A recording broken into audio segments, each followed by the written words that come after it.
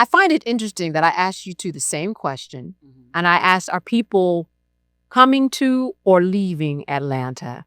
You said they're leaving. Just because we had a serious influx of Wall Street to come in and buy single-family homes, and to outprice them in a way that it forced many of our residents to become renters as opposed to owners.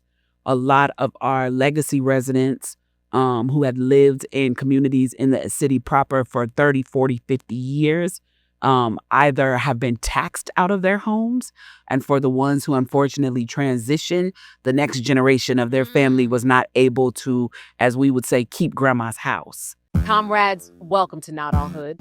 Is there a Black Mecca? A few cities have held this title, but Atlanta has long claimed it because of its unique Black political power, business ownership, cultural influence, and social scene. But some say they have been priced out. Are people going to, or are they leaving Atlanta? And why does it even matter? Who better to have a conversation about this than author and activist Kimberly Latrice Jones, who joins me as a co-host on this episode.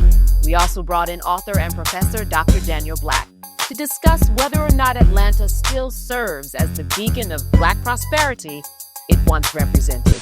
Enjoy the conversation. That's horrible. You have siblings? I do. Do. I have 3 of each. Yeah, now I read your book, Black on Black on Black. I just don't, it's been the over a year that. Yeah. Remember all the church. That's right. You like a bunch of music. I remember all the church bars and the singing and the. Yes. All the things.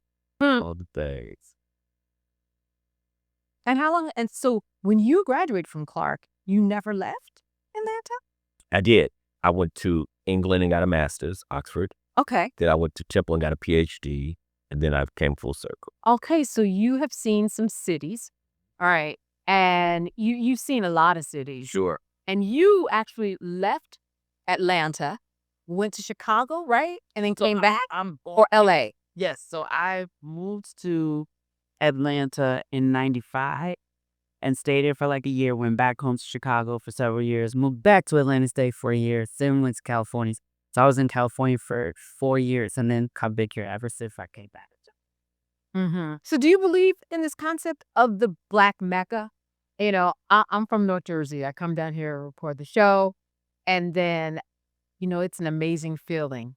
I always like to go back home, too, because New York is my airport here is an amazing feeling. There's not many airports where when you walk in the airport, you look around, everybody's Black.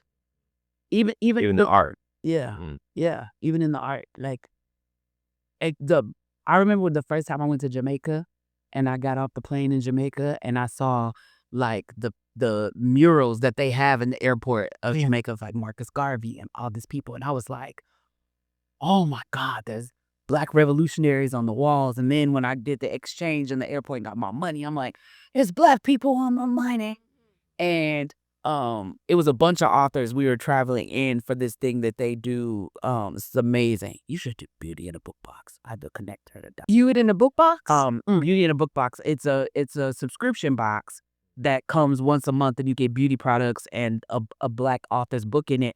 But she does a book retreat twice a year and none of them are in the States. They're all international. And so she'll bring in like 3 authors to come in. Like I did it the year we went to Jamaica.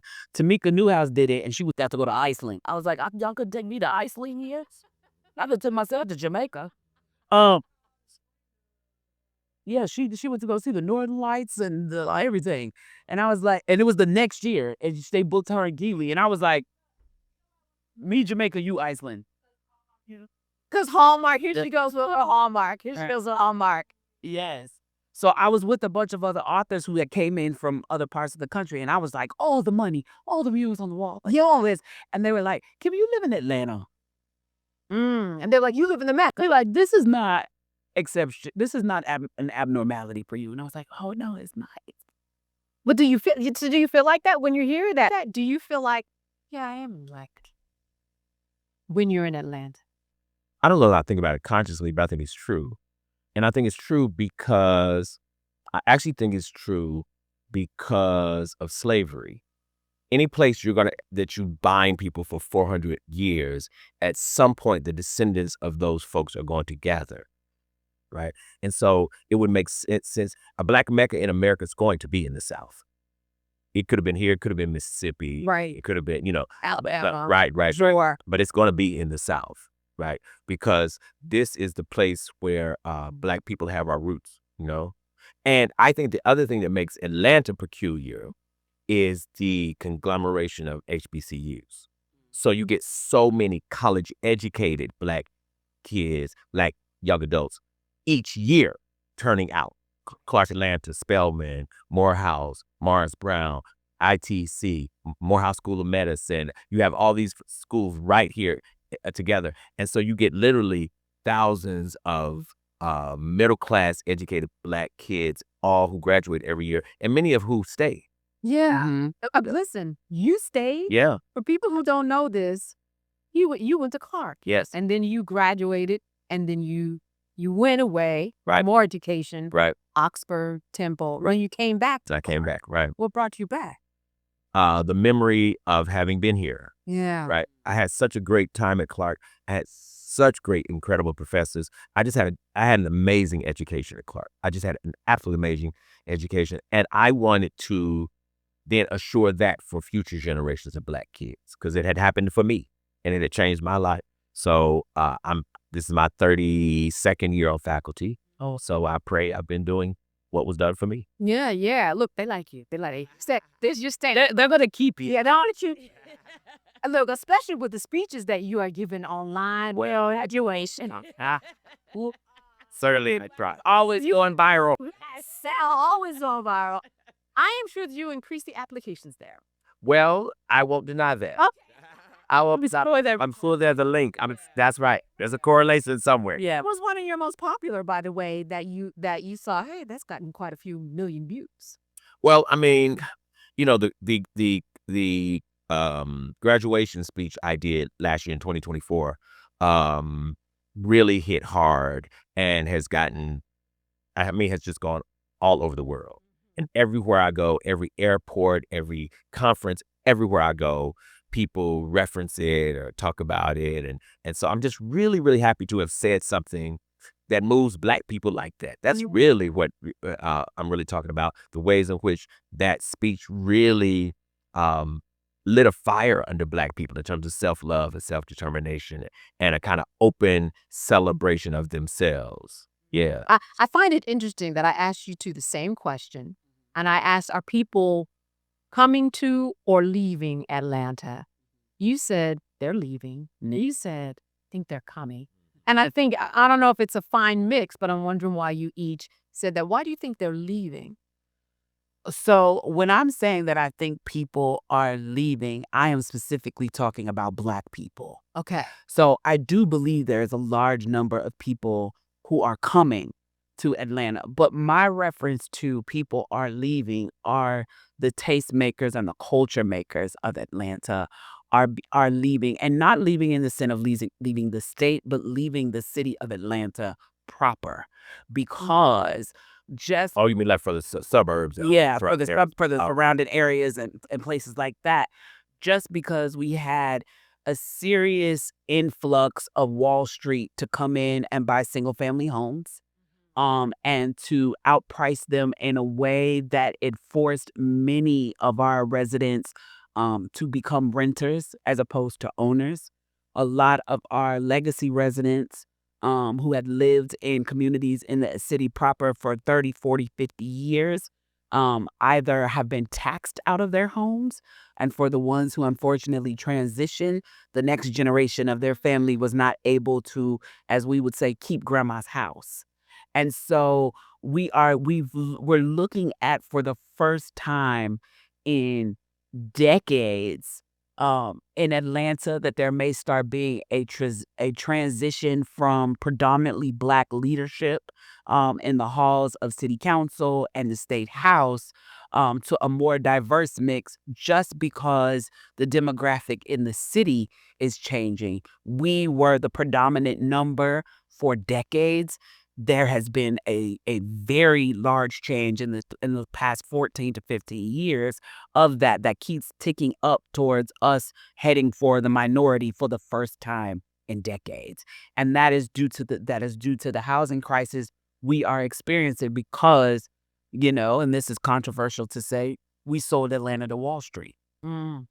So when you look at that and then you look at the displacement of jobs because of the economy that we're in nationally, particularly we had an influx of people come in the last 15 years because of the TV and film market.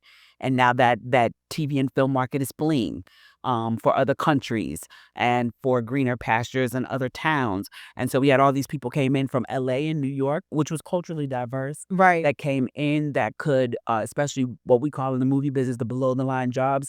They could come in and get the below the line jobs and actually be able to afford a home in a way that they couldn't in New York and LA. And they moved here for that work, and now that work has gone. And so I'm interested to see what that impact does. Same thing with the tech world moved here in great numbers, and now has they're not fleeing in the way the TV and film community is, but are stalled in a way. And so I do agree with Dr. Black that people are coming, but it's who's coming. And the culture and the pulse of Atlanta, in my brother Bim Joyner's voice, Atlanta influences everything. And so that culture that is created, particularly Black culture that has been created, the creators are leaving the city. Well, let me quote Kim. Who is coming? I think Black people in general are coming, right? I do think Black people in general are coming. I think that also, though housing prices have definitely risen in Atlanta, the irony is that it's still not as high as New York. True. Now, this is true. Still not San Francisco. Yeah, True though. still not LA, Chicago. Right.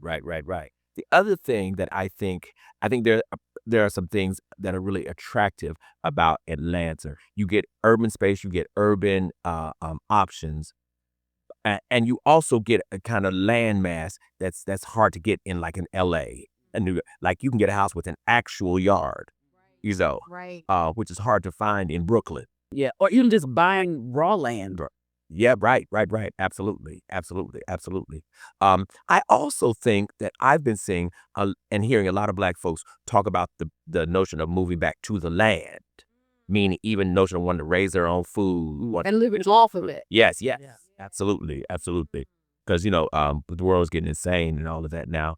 And again, I'm going to go back to HBCUs. I think it's hard to see the ways in which I think that Black colleges in Atlanta really keep Atlanta going in terms of Black businessmen, Black businesswomen, doctors, lawyers. Like a good proportion of them come out of the Atlanta University Center School. Yeah, they do. But when you go to wider spaces, are you actually as cognizant too, the way you were when you went to Jamaica and said, oh my goodness, all these pictures. When you go to white spaces, Why Are you saying? white, yeah. Okay. Are you saying, are you struck by, when you Because you said Jamaica, I was like, that ain't Jamaica.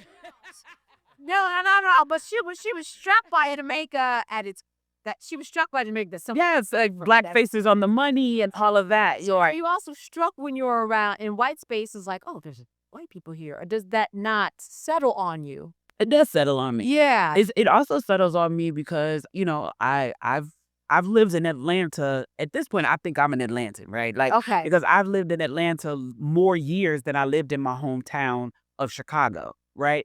But Chicago, there's a reason why Dr. King said when he went to Chicago, he was like, I came from the South, and this is the most racist place I've ever been in my life. What y'all down here in Chicago? Chicago's very segregated. So because Chicago, even still to this day, is extremely segregated, even though I grew up in a city that was not a Black Mecca like Atlanta, our neighborhoods and the communities that I grew up in Chicago were very Black. They were very, very Black. And so even to go like to be aware that I was in a white community, that would happen to me in my town of Chicago. I was like, oh, I'm on the north side. I forgot I'm seeing, all of these white people now. Because when I'm on the south side, because, the street that I grew up on, this is one of the things that, like, made me and Malcolm like fall in love with each other, and jokingly we're like, we might be cousins. Is that the street that I grew up on, Wallace in Chicago, was on the same street that his grandparents and his father lived on. Malcolm and I grew up all of our youth 6 blocks away from each other and didn't know each other till we were adults, right? And so, but the neighborhood that we come from was settled by the Pullman Porters.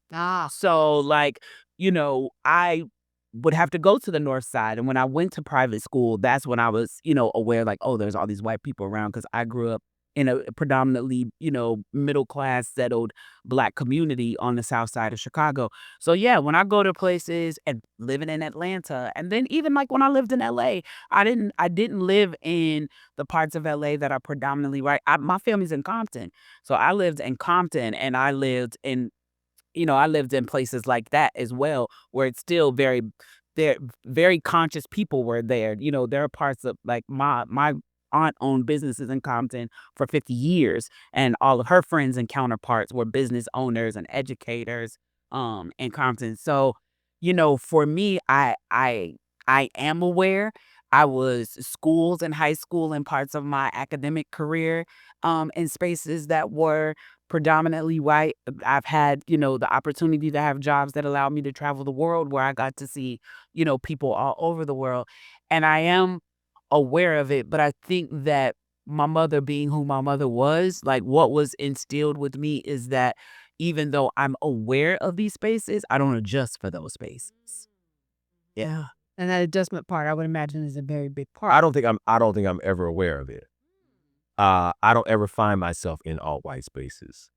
I love that. Really? No, I teach at a Black school. Okay. Go to a Black church. Mm-hmm. I When you're invited out on your tours, it's generally Black. It is, and there I have, like, So when was the first time you were in a predominantly white space? when I was in high school in rural Arkansas.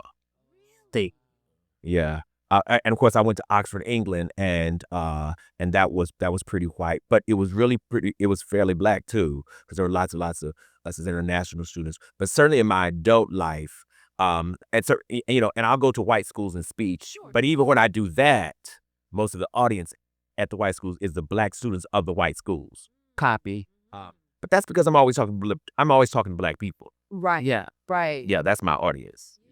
So. Right. So, and when you're right, anybody can read your book, but Yeah, and I want the whole world to read it. Sure, but And they should.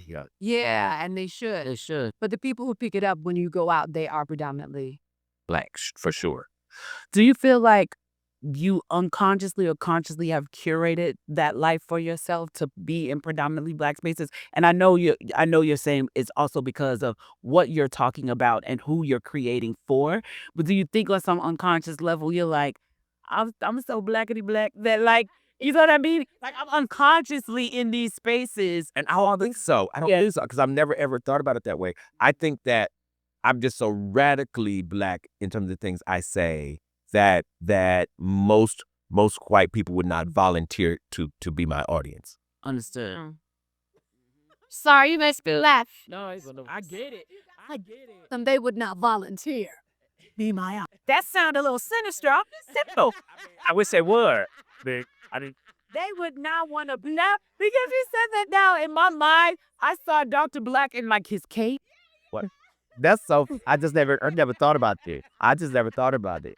Well, I think that's amazing, because after all these years, when I look at my career, yes, I worked at BET, and then I worked at a Black show or PBS affiliated station. I worked at BNC, if y'all remember Black News Channel. Yes. Lord, that channel went off. We were on air, and we got the message of, like, your day is done. It's like, wait, what? All done. Wow. All done. I love BNC. I do that show a couple times. Oh, you did? Yeah, I did. Yeah, yes. It was a morning show. We all so then they went, and then now I'm here. This is a Black space. Yeah. Everybody can watch. And I've asked that question of myself. Did I do that somewhere intentionally and didn't know it? Yeah. But then I also teach at a predominantly white institution. But generally, in terms of just my career and what I have chosen, or maybe I thought in my head, I have a more of a likelihood to be in this space, because I don't know what it has, but I have found myself in a lot of Black spaces. But see, I don't think it's necessarily a consequence of anything, because when we turn this around, I don't know that any white person would ever even get this question. You are right. Right? Most white people dwell in white spaces because that's where the seed was planted. Sure. So that's where it grew and bloomed.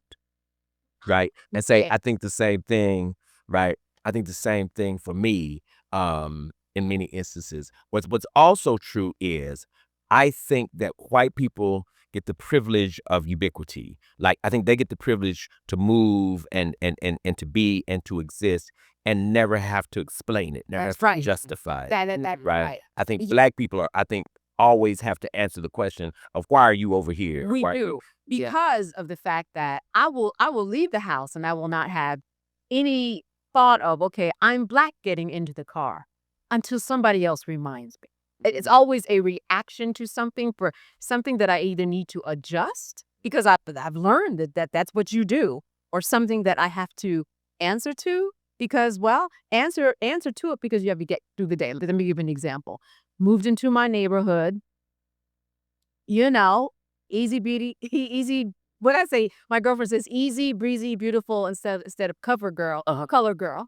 You're about, I love just minding my own business. And then 2 people knock at the door throughout the week and they wanted to know, well, I was there. Well, who were you with? What do you do for a living? Well, where do you go? Like they had to know what my situation was because I moved into the house by myself. And one guy was just like, I don't understand. Then he had to know, was I a lesbian? He just had to figure out what was this Black girl doing in this house that she bought by herself. He was so curious. So many times when I am talking about myself being Black, it's only because of a reaction. Well, you're right. We do. We are asked to justify ourselves and answer to sometimes it's their curiosity. And I have to think. I don't think that's curiosity. There's another word I would use for that. What was it? I mean, I know. What's the word? Yeah, I don't think for a white man to wonder to ask you like, why are you here? What are you doing here? Who are you? Are you a lesbian? Yeah. I don't think that's curious at all. Okay.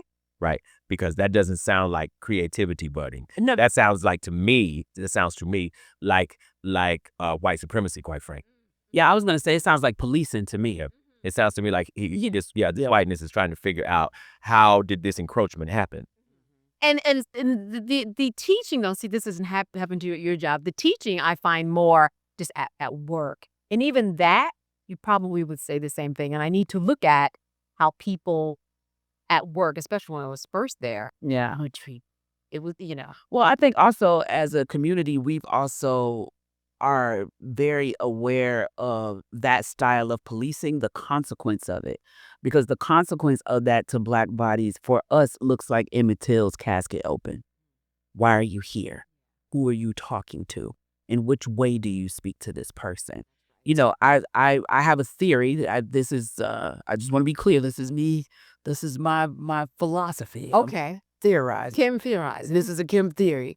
I think about like throughout all of our childhood, especially our generation, right? We are all familiar with the grocery shopping with your mother, and you go in and it's like, when we get in this store, don't ask for anything, don't touch anything, don't pick anything up. And we've been taught throughout our lifetime that this was about etiquette, about how you behave in the store, and that some of us even believe maybe it was a little bit rooted in shame, that our mothers knew that, or our parents knew that we couldn't afford the things that we would be asking for, and they didn't want the public embarrassment of having to say no because of economics. But I think, I call it the swinging tree theory, is that I think about if my 5-year-old, and my mother was born in 1946, right? So if my mother at 4 in 1950 in rural Mississippi had broken something in the store that my grandmother couldn't pay for, the consequence could be as dire as my grandfather hanging from a tree that night. And so there was no room for error when my mother was in that store. There was no room for her to explore as a child and touch things and be tactile and feel things on her fingers and potentially touch something, break something, encroach upon somebody's space, because it could have very severe consequence. And so you have to be stern with your child. When we get in this store, don't you touch anything, don't you pick anything up, don't you do anything. Right. And then it's passed down generationally as etiquette. But I theorize that I don't think it's rooted in etiquette. I think it's rooted in survival. And we have a lot of survival that's rooted in the perceived encroachment upon white spaces. And has been passed down to them generationally is that they are entitled to the policing of us in their space. Yes, yeah, that is true. And I knew that he was asking. He wanted to see what type of black was moving. Yeah, are you the good black or the black black? That's right. That's right. Looking at property values, I knew that. I knew that for a fact. Yeah. I am thinking about your Bye Bye Black, and I just wanted to hear a little bit about this. Is a documentary that you're doing, and what's your goal in that, and what have you gotten so far? So when we originally, shouts out to our executive producer, Will, when he originally, the director, Apar, who's a dear friend of mine, came to me and said, hey, sis, I want you to produce this documentary. And, the executive producer is an Atlanta native, born and raised. And he has this idea that he wants to study how and why Atlanta became a Black Mecca, if it is still a Black Mecca, and how gentrification is affecting that. And so, we originally dug deep on our research. We got to interview some amazing people. We talked to Killer Mike and attorney Gerald Griggs from the NAACP and all these amazing people, and worked with the Auburn Library on deep research on the subject. And Will is a native, so he wanted it to be a love song to what a Black Mecca could be and what it could look like. But the deeper we dug, what we realized was, despite the fact that the documentary was about Atlanta, and then we went to go get people like Gary Chambers and stuff like that, is that this really was about it being a central place of the South, and how the South itself has the potential to be our most wealthy source for Black excellence, for Black power, for Black wealth building, and that Atlanta is just kind of like the middle turnkey that sprouts out to all of it and what that looks like and how we can influence the South in general. But one of the things that was something that I feel like I knew to a certain degree, but it got deeper in, was intentional Black leadership. That the times in which the Mecca was built as we know it is when we had mayors like Maynard Jackson, who was intentional in the way he wanted Black people to participate in the potential wealth of Atlanta. He intentionally went and gave contracts, city contracts to Black builders and developers. He knew that also for them to be prepared, that they had to have the skilled labor that was attached to that. So he put trade schools in all of the high schools. So the web that he built for these contracts extended to education. He started building medical clinics, and he was intentional about grooming the next generation of leaders that were going to follow him, which to me, out of all the things that he has done, one of the things that I love the most is the airport project. Because when you land here, you land in this Black man's airport. Yeah, you do. And it is the busiest airport in the world now. And that is, we know who Hartsfield is, but we also know who Jackson is. And even if people don't know Jackson, the amount of Black millionaires that was built from that airport contract because of him is the reason why we have the Black wealth. And so I was already madly in love with Maynard Jackson as a leader, and I became even more in love with him through doing this documentary and listening to the language centered around him, because often politically, Black people do feel like they have to toe the line and be like, I'm everybody's president, I'm everyone's mayor, I'm everyone's governor. Maynard was like, I'm Black people's mayor. Love it, hate it. I'm Black people's mayor, and I'm intentional about that. And my decisions and my policy is very intentional about that. And you were here during that time? Not Or quite. not No, quite. no. I didn't get to Atlanta until the mid '80s. Okay. Right. In fact, when I got here, Maynard had already finished. Okay. Maynard was coming on. The thing I think that's interesting about Atlanta is the ways in which I think much of what Kim's saying is so profound. One of the things I think that's interesting is the class politics of Atlanta, though. And that is, I think even before our current mayor, what's his name? Dickens. Mayor Dickens. All of Atlanta's mayors are extremely light-skinned people. Right? Shirley Franklin, Maynard Jackson, all the black ones are all very light-skinned.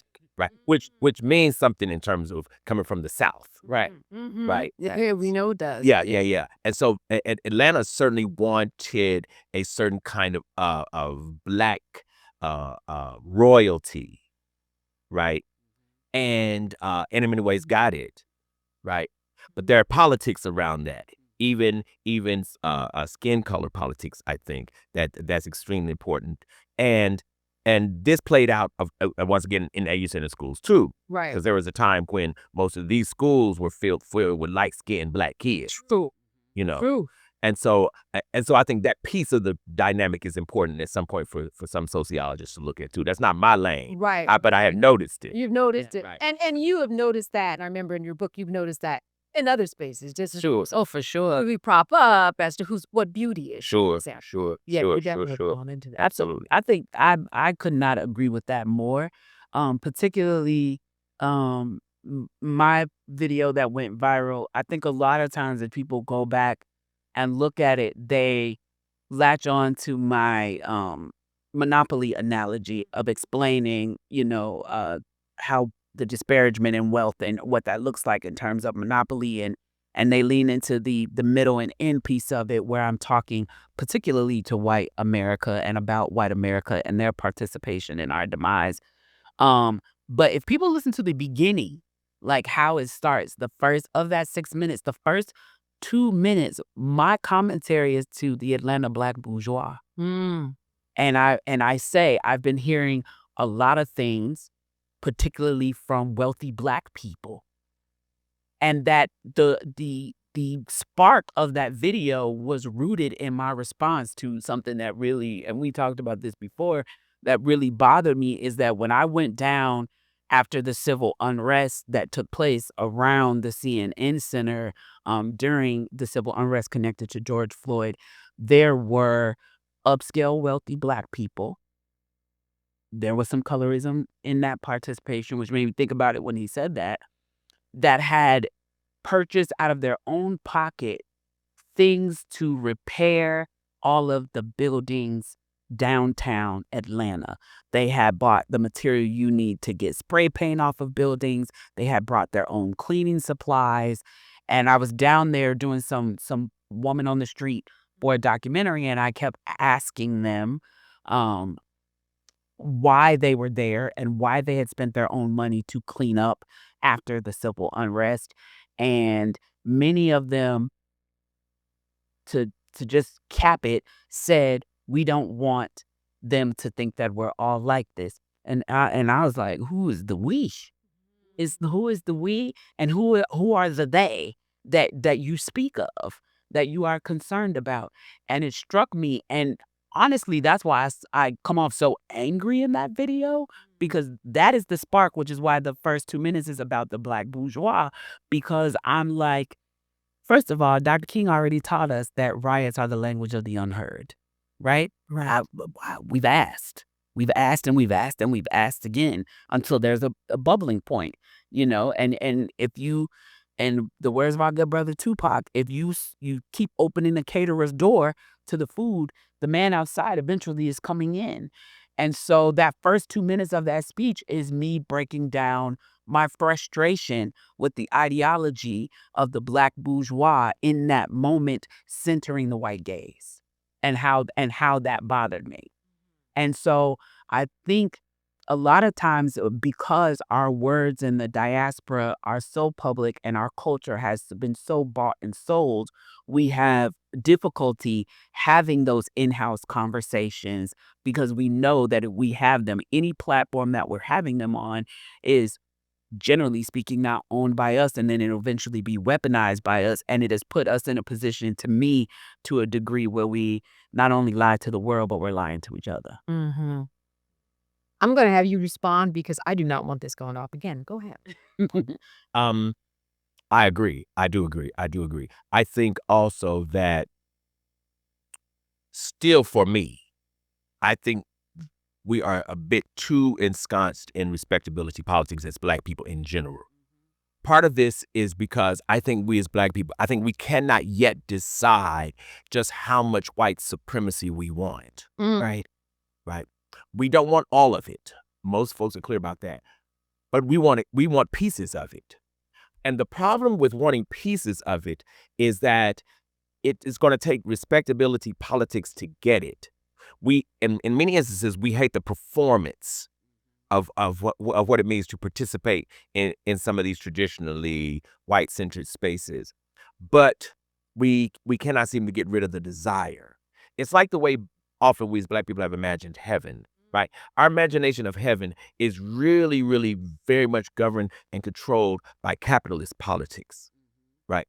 Streets of gold, pearly gates, folks in long white robes. Yes. Heaven is unbelievably material, right? And unbelievably bourgeois, right? But it's like, but I don't want no white God. But then we want a material heaven, And so I'm saying that the thing I think that gets complicated for so many of us, and I'm including myself as Black people, is, I've worked hard. I have a right to have a house like this. I have. We were talking about this yesterday. Okay.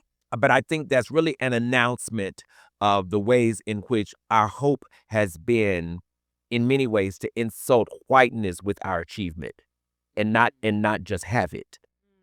Yeah. It's kind of like the ways in which some Black people would go and like, I bought the plantation that my grandfather was once on, as if that's to say to white people, nah, I own it now.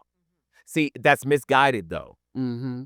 It's misguided because then part of my thrust is actually the insult of the whiteness. I see what you're saying. Right. Yeah. Right. That's part of the impetus of you doing it. Exactly. Is the insult. Exactly. It's built in there. Exactly. And it's also a mimicking, right? So Right. even the concept of owning land, like conceptually now we have bought so into it that doesn't sound like an abnormality to us. But like, who are we to own land? Land that is, and I understand why we, can no longer be nomadic people in that way where it's like, okay, we're gonna camp here and then we're gonna move there. But just the idea of ownership of land and the false concept of owning land, because if I own this land, then the tax man shouldn't be able to take it from me if I actually own it. Because the lipstick that I bought in my purse, no one can come take it from me for taxes. I paid the tax on it when I purchased it, and now it's mine. So I feel like there's also a falsehood to ownership of the land, because technically the government still owns the land, because if I don't pay them my way in, then they can still come take this land that I own. But even when you think about the way in which like many indigenous communities view the ownership of land, whether it's indigenous people of the Americas or on the continent or in China or, in certain spaces, there is no concept of owning land, of owning water, of selling water. Like this, imagine if we went back 3, 4, 800, 1,000 years. This sounds like insanity. Right. To own. I own this crop of grass. And so to Dr. Black's point, like we have bought into the construct that we claim to despise so much in such a way that oftentimes I don't think that we want to abolish it. We just want to transition to the position of ruling. Well, I think that has to do partly with the fact that so many people, and they're growing up and they didn't know about, I don't know, the house in the Hamptons or down in Outer Banks. And when they're exposed to it, they're like, oh, is that what white folks are doing? Or is that what people besides my folks are doing? I'd like some of that. You're saying that that's okay, but the whole idea that you have the white part in it makes it a little off. I'm even saying, I think desiring it is problematic. Okay. Because see, it's like we only desire the big house because of who lived in it. Right. And because we're contrasting the big house with the shacks we were in. right? And it's like, Yeah. it's like, I should have the right to live in that just like anybody else. The problem, though, is that in slavery, slavery actually distorts one's notion, right, of value system, because it is not a greater life in the big house, Mm-hmm. right? It's not. In fact, really, if you took things piece by piece, it's only a materiality in there. Right. Like The things that really matter. I want the dressing from the shack. You can have the stuffing in the big house. Right. You see what I'm saying? Yes. Right. Yeah. So, but the notion that they have a comfortable bed, I get that. Yeah. I get that kind of thing. And so, in other words, I want us to pour our energy into the things that make us stronger, that make us better, based upon the values that we have, not based upon, if they have this, then I should be able to have that also, as if that is the achievement. And that's even the goal of education, just to be in a position, right, to be able to acquire the same kind of things anybody else can acquire because I just have a right to. I think it really makes me ultimately pour my money into the same coffers they pour their money into, which is always their coffer. Okay, so this leads us back to the beginning of the conversation, because for me, when you come down to Atlanta and so many Black people in mansions and mini McMansions and all of that, and that kind of speaks to what you're speaking to, and that the aspiration is that we can have this and we can be here, but that really is a value system that has been impacted by how we see other people. So again, I'm just thinking about Atlanta, what it represents, and being able to 20 years ago. By the way, how much are houses now? Like, what is a 4-bedroom, 3-bath house? Because I remember when they were, 140. You know what it is? Yeah. So what are they now? I'm Closer to 500. Yeah, probably. 500. Yeah. Closer to 500. So yeah, but those aspirations are still in people to have that, and I'm wondering what you think about that, because up north, that is all we hear. And that is, what the fact is, but that's the aspiration. I can get a house, especially 20 years ago, that I can afford, and it's going to be big. It's going to be big. And that's the main thing. It's going to be big, And again, I just think that's slave mentality. Okay. That the bigger. I just want bigger than what I have. I've even thought about, I think one of the worst moves Black people made was to move to the place where let me say it another way. Having taught in the AU Center now for 30 years, I believe that Black people would have then and now would do better if a parent stayed home and didn't work, either one of them. Say it again? But one of the parents, one of them. stay home I see. and downsize the house.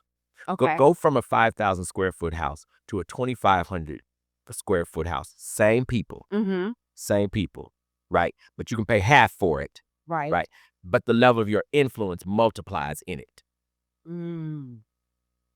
I believe that a child does better. A child does better who has a parent much more accessible. Like, and physically, the physicality.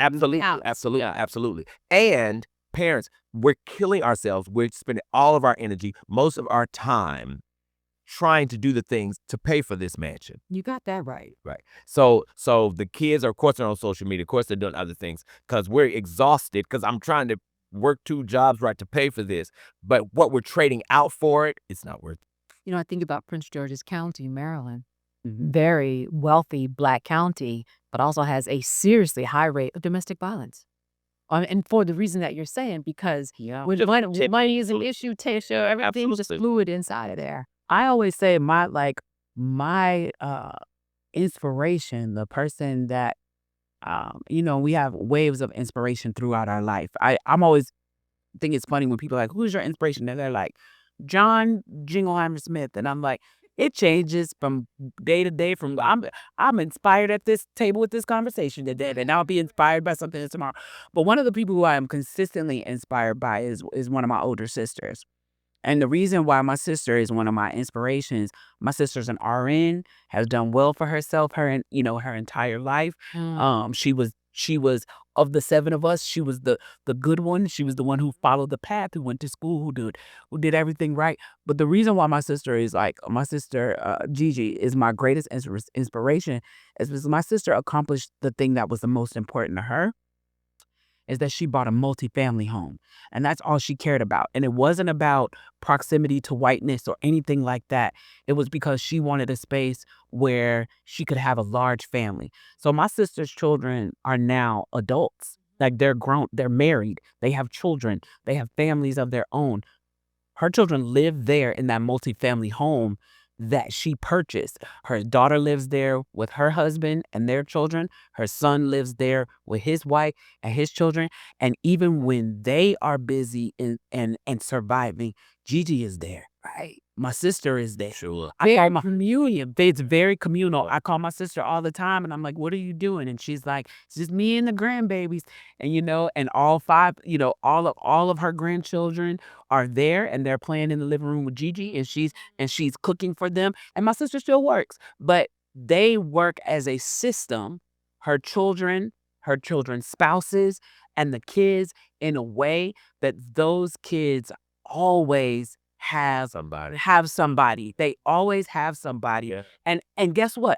All of them can always grow. So if her son-in-law, who is a professional fighter, has to get on the road, like they can figure out in the house, like, is his brother-in-law going to ride with him and the girls are going to stay at home this time? Who's going to go? What's Gigi's schedule? Like they are working as a collective.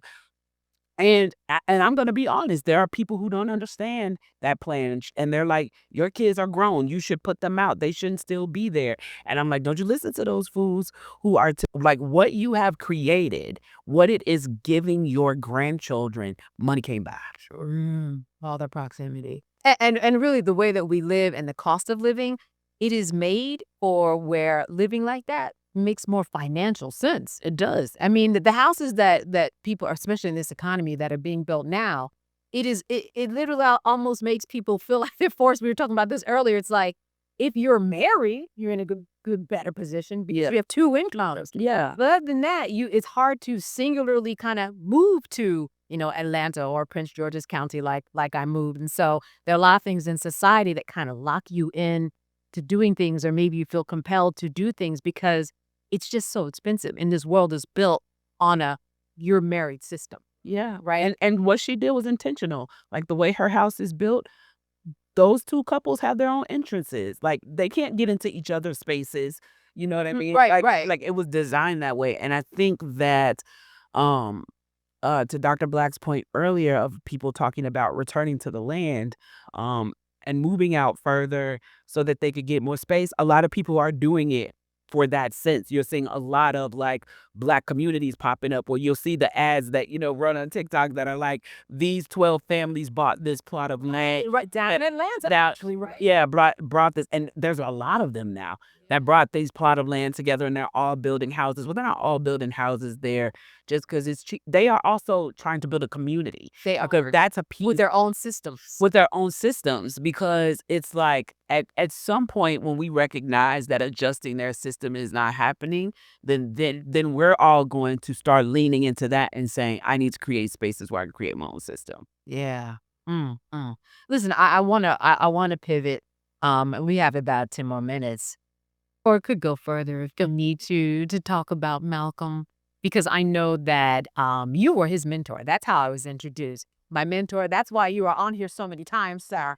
We could bring Dr. Black back. We could bring Dr. Black back. But that's all right. That's all right. And you certainly was someone that he looked up to and would reach out to and cared about. Oh, baby. Yeah. And you've been back several times. Yeah. And I know that this has really been a time of adjustment for all of us still. Even if this airs 6 months from now, it's still going to be a process that we are all going through. When I came in, I didn't know that picture was up there. I told Troy, who's a producer and creative director, I thought, oh, that's a lot. I'm glad you showed it to me beforehand. Yeah. Because and then when you guys came in, I said, go take a look at it because it's so real. It's like he's still here. Yeah. It's like, what did you tell me earlier? You said, I called him. I'm like, and I was like, why is he not answering the phone? And I was like, ma'am, what are you doing? Yeah, it is like he's still here. But I like fuss at him all the time. Yeah. Like I have like my friends, I drive them insane because I don't I don't know what my psychosis is around this, but I have a really interesting way in which I process loss when someone transitions is my first instinct is to be mad at them. Like, why would you leave me? And we still had stuff we had to do and conversations we needed to have and moments we dreamed about and Yep. so I go through this phase where I verbally fuss at them and uh I lost another really good friend this year, and one of the things that I kept saying, and my friends were like, "Kim, stop saying that. People don't understand why you're saying that, and you sound crazy." And they would say, "Oh, when people would find out that he passed away, they would say, Kim, what happened to Alvin?" I said, "He said his stupid ass up there and died." And You're like, how did you do that? like, why would you do that? And I think it's a processing point for me. Yeah. But definitely like when it comes to Malcolm, I still feel his presence so heavily that I just talk to him all the time. As this, and I just have conversations with him, outward conversations with Yep. him all the time. So when I came in here today, I was telling Lane, I said, the first thing I said to him, like when I went over to the picture, I said, "You're going to like the line of today. You okay with it?" And I told Lane, I said, "I think he's okay with it. Yeah. Like, I feel like he's okay with it." You saw I posted, I took your words from, Yeah. yeah, because that was, it was just really beautiful to think about. I mean, I guess I immediately just thought about the last moments and, what happened. We were all wondering. Right. And I was mad. I was, now, because we were talking that week. We were texting. There was even a text. I said, now, they're telling me that you have died. Let me know. Call me back. You know what I mean? Or let me know what's up. It was just, like it wasn't. It was like they are spreading like nasty rumors Yeah. and saying that Malcolm has passed once again. I'm like, this is so exhausting. This is not the first, rumor that had been conspiracy before. And I was just like spreading one of those. They're circulating those lies again. Yeah. So, I don't know. And then most of the time it's not anything that's too coherent, but it's just really an acknowledgement that he's here. I feel him here. I love this picture that's behind me. And the yellow flower. I love the yellow flowers and the sentiment. If everybody remembers the video of him talking about the flower with his daughter. Right. But I thought also very powerful was what you told me when you found out about his death. You were writing. Yeah. And you got the word and it was just overpowered. Yeah. Like it was from pouring rainy. It was just pour. I was sitting at a restaurant and it was pouring raining, and I saw that. And like you all, I said, this must be a joke. Yeah. Right. And then a friend of mine called me and said it was on TV, and I said, oh no, this is not a joke. This is great. And it was just pouring rain. And so I just stopped and I said, Malcolm, all right. If you're ascending, go ahead, brother. Just go ahead. And after that, it stopped raining, right? And I think what gave me peace is that he went in the water. That's what. Yeah.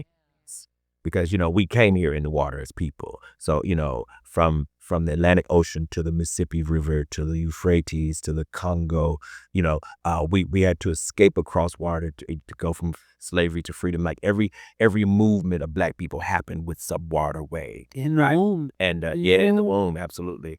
And so the notion that he went in the water gave me a kind of comfort. Yeah. The only thing that I missed is I wish there were, and maybe it's coming, but I wish there were a bit more ritual around his transition, which we call funeralizing, Right.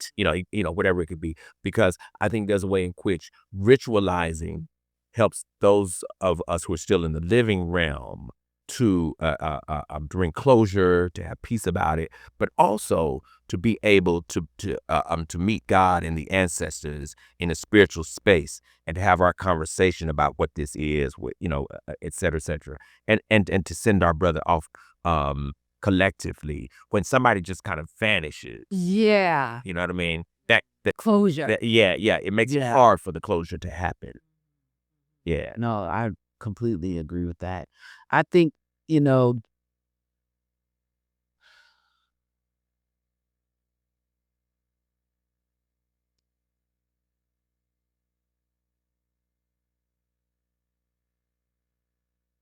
it's rare to find people when you do the type of work that I do, that Dr. Black does, who are not afraid to love you out loud. Mm-hmm. And there are people who love you out loud when it's convenient. And when it's inconvenient, that love is fleeting. He was No, he he wasn't. was so bold about it. He was. Yeah, man. And inquisitive, if people are looking at the Instagram posts and everybody who he affected, people who he literally is texting and friends with and all of that, really had time for soul people and gave of himself in a way Sure. that was most radical of us. yes, The most radical of us. it was okay. Yeah. It was, and he was always learning and wanting to be. In fact, that's how he told me he met you. I think the book was recommended by his mom, maybe. Right. And then he was like, I want to learn about how to be better in this space. Yeah. As a father, as a man, as all of these things. And he was always, even if it was a word, I don't know what that word is, tell me. He was always learning.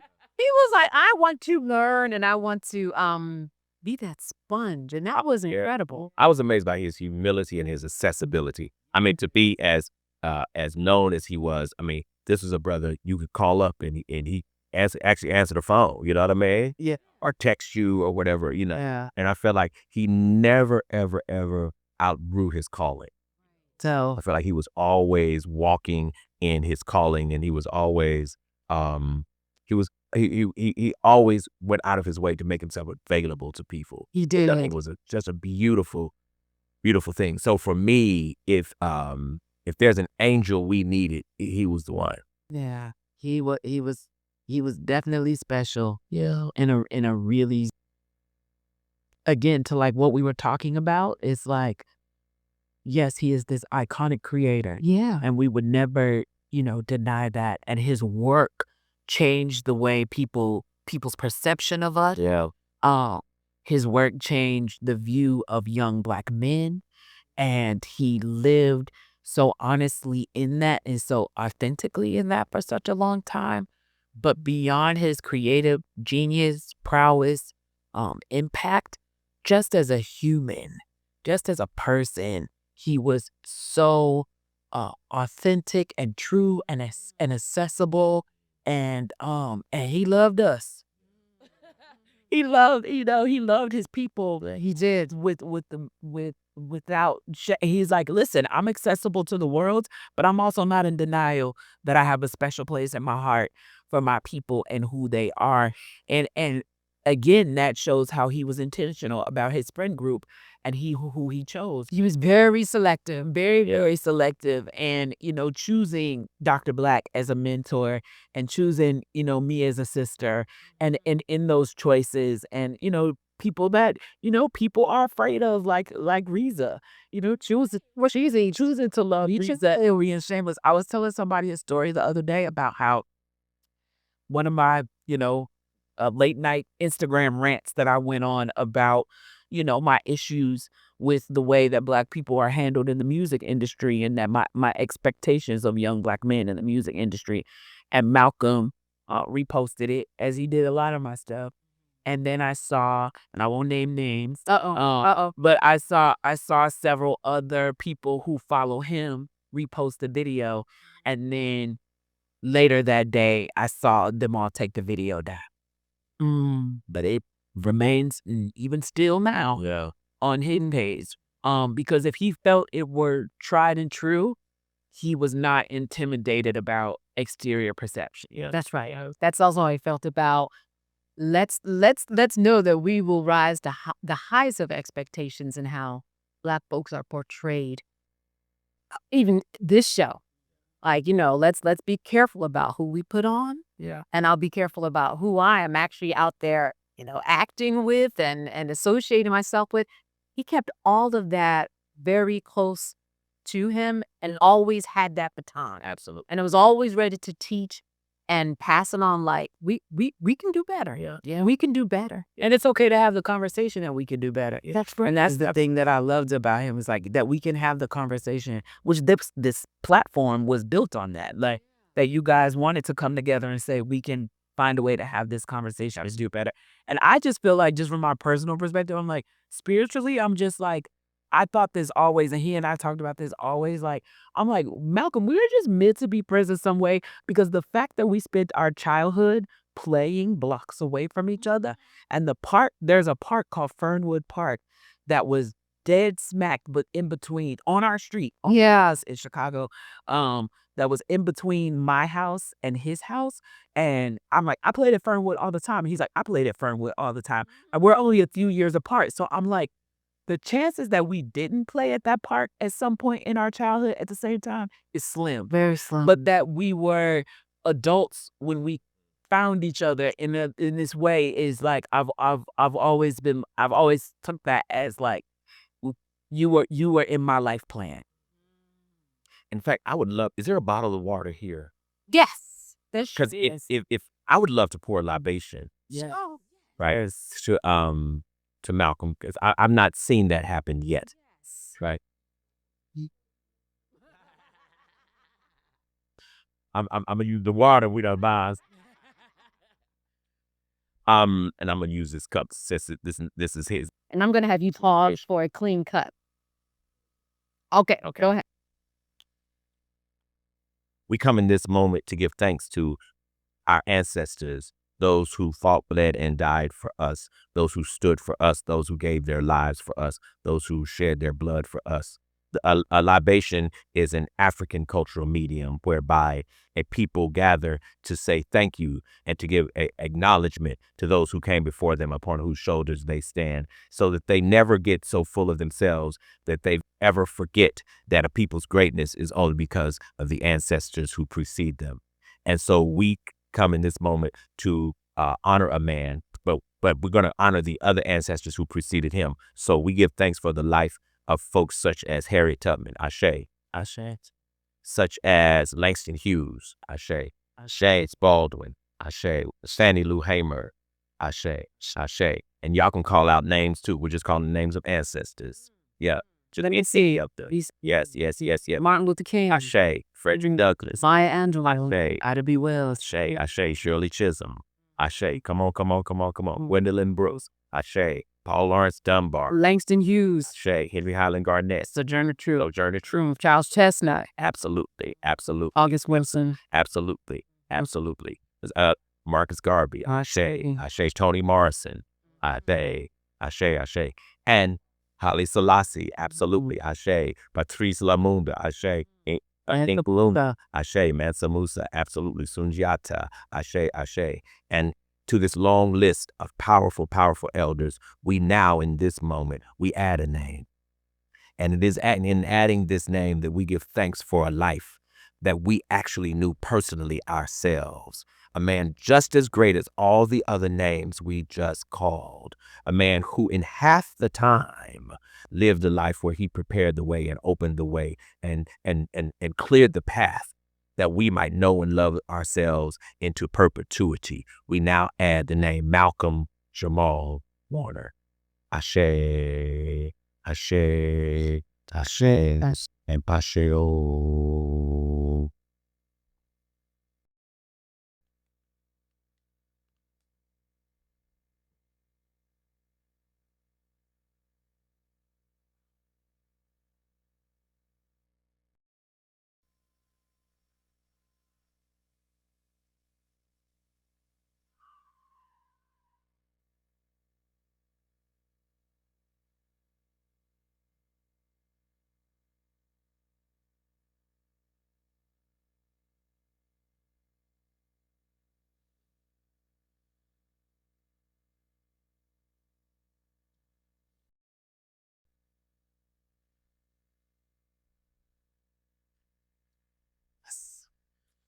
We still doing it, Mal.